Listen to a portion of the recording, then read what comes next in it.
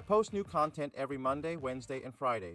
Make sure to hit that subscribe button. Hello everyone, welcome back to Li Tian's channel. So by the time this video is posted, Aetherdrift has officially launched it in Magic Online and Magic Arena. So I'm probably busy drafting and picking up all the new cards, and I hope you are also enjoying it well. But today I'm not here to talk about Limited. In the last video we covered the top 8 decks in the Japan Standard Cup, where each deck have some new Aetherdrift addition. However, most of them are just refining those existing standard strategy. This time I want to highlight 4 brand new decks enabled by Aetherdrift. They are decks that not really viable before the launch of Aetherdrift, or they are not a top tier competitive decks. And with the Pro Tour just 1 week away, I'm excited to see if some professional players are able to break the format open and use these strategy in the high level plays. So let's dive in to see these 4 new decks I bring to you today. So the first deck here is the Mono Red Goblin. For this deck, we want to make Loss of Goblin with Crankle Mob Box, which we printed at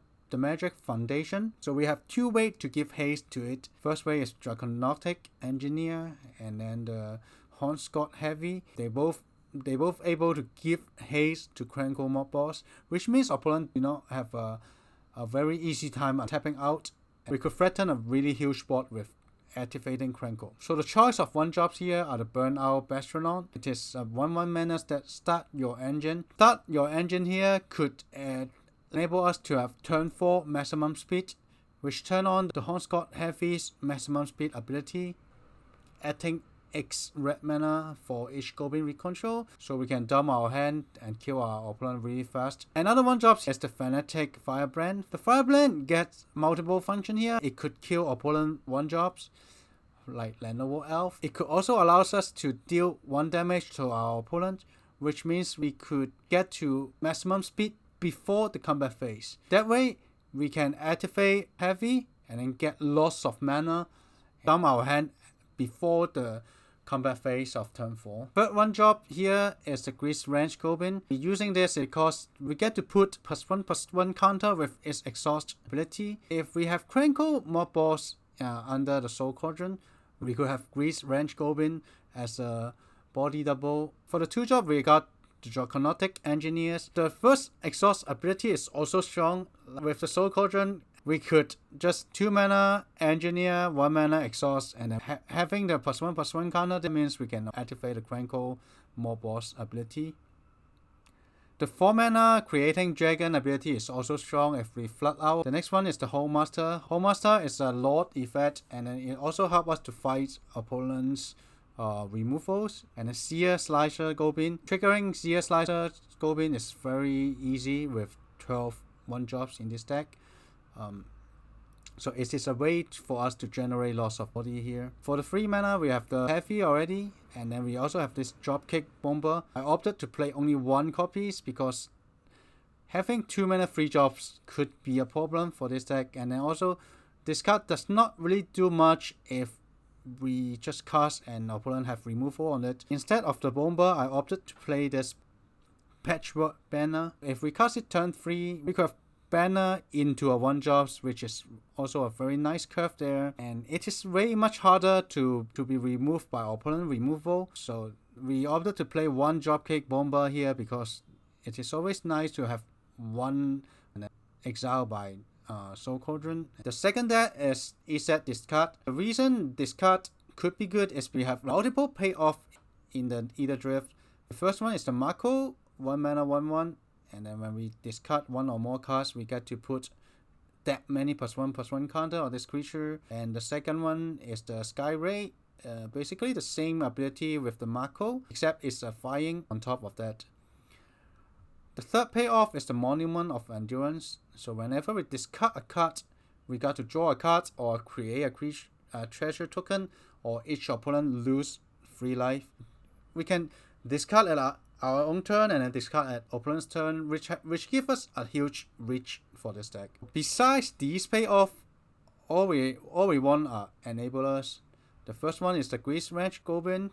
We already see this card before. It's a 1 mana 2/1, which help us curve out, and then it is still good. We get to discard 2 cards and then draw that many cards. Having an instant way to discard cards is really good. And then the second one is the Fear of Missing Out. Fear of Missing Out is a nice curve with a Marco, and then it is one of the most threatening 2-drops in the format. If we build up a really big creatures and then we got to untap with it and then attack again, which is really nice. The next one is Inti. Giving trample to a big Marco would be huge. Skyway we already mentioned, and then we have 2 Kiora of the Racing Tide. I think this deck have lots of small things to do with 1 and 2 manas, so having any 3 mana cards would be bad, and that's why I only opt to have 2 Kiora Rising Tide. But it is still good. We get to attack and make a egg octopus. For the spell we have Burst Lightning. It's a very straightforward 1 mana, deal 2 damage, and then we have the Chant a Cost. It's a 2 mana, draw 2, discard 1 if we have all of this card pay off. Otherwise, we could always attack and then just draw 2 cards if we want to go for the card advantage. And then the Sky Crush is 2 mana, destroy target artifact. But the main reason we're playing this 4 main is because we have the 1 mana cycling.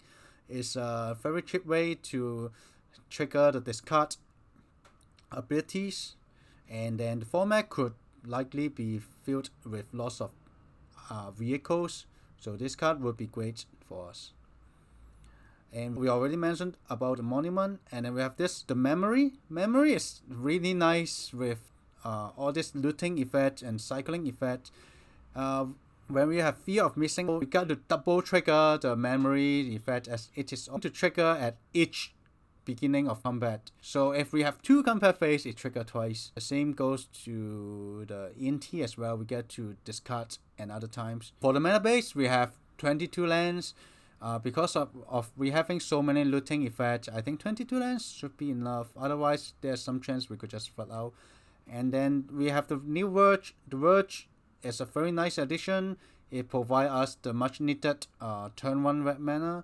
We are only playing red 1 jobs. It's mainly because of the Verge. Just give us enough turn 1 red mana here. The third deck here is Azorius Affinity. In this deck, we try to build up a board with artifacts and then try to cast cards with affinity like Memory Guardian and Voyage Home. So the enablers we have here are the 3/1 jobs, Nesting Board, Novine's Inspector, and Spyglass Siren. All of them are very resilient artifact generator. The board, if they go removals, we still have a 1/1 tokens. For Inspector and Siren, it generates artifact game subjects. If our opponent try to interact with those game subjects, basically a disadvantage for them. For the 2 jobs, we have the Diversion Unit and Medicant. Medicant is a 2 mana X3. The power equals to number of artifacts we control. As I said, we have like very sticky artifact cards here. And for the Diversion Unit, we can sacrifice to mana lead instant or sorcery spells, mainly aiming at opponent's mass removals there. And for the spells, I opted to play Collector's Cage and the Snare. Snare is a 3 mana removals, and the Cage is a 2 mana that generate card advantage. For Medicant's maximum speed ability, we can copy artifacts, so that's why I want to have like Collector's Cage and the Snare. Like copying them are really strong. We can get double high array with Cage, and we also able to exile 2 things and then pump 2 things with a Snare. So these are the payoff I want to get with the Medicant. For the mana base, we have the usual untapped turn 1 dual lands, and then also have the blue-white mana because it's a 2/3 flying deck able to generate mat tokens. So this is a very straightforward aggressive deck. We try to get lots of creatures, and then we get lots of card advantage with different cards to pump up our small creatures, small enablers. So the last deck here is the Black-White Sacrifice. Already tested this deck last week, and it performed pretty well. The main goal for this deck is to cast a big Rise the Past. We have like bunch of sacrifice effects, and then also have a bunch of self-mill effects. From the new set, we have this Gazella. At maximum speed, it can play 1 black mana and sacrifice another creature to draw a card, which refills us really well. And then we have this Sahau Gory's Past. Is also another sacrifice outlet, and when we sacrifice a creature, we get to surveil 1, and at the maximum speed, each long token creature we control dies. It can create 2/2 black zombie creatures. And then when we sacrifice all the creatures, we get to drink opponent with the Blood Rage. We also have this Court Fist. Court Fist is a mill 2 cast and then destroy opponent's creature or planeswalker or vehicle that's equal or less than the number of cards in our graveyard. So it's enablers plus interaction.